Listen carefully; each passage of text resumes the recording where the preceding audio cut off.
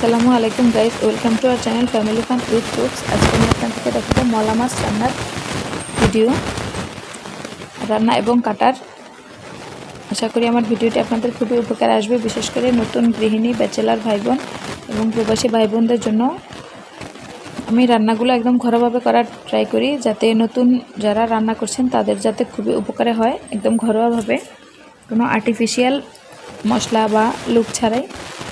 তো আমি এখানে নিয়েছি ছোটো মাছ, টমেটো, আলু, পেঁয়াজ, রসুন 1 টেবিল চামচ পরিমাণ, আদা 1/2 টেবিল চামচ পরিমাণ, লবণ 1 টেবিল চামচের কম, হলুদ আর মরিচের গুঁড়া 1/2 টেবিল চামচ পরিমাণ।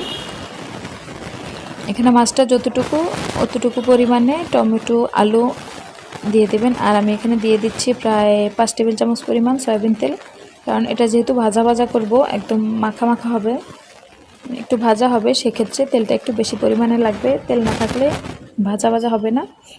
তো এবার এগুলোকে একটু মাখিয়ে নিয়ে সামান্য একটু পানি দিয়ে দিয়েছি, জাস্ট সামান্য পানি দিয়ে চুলায় দিয়ে দিলাম।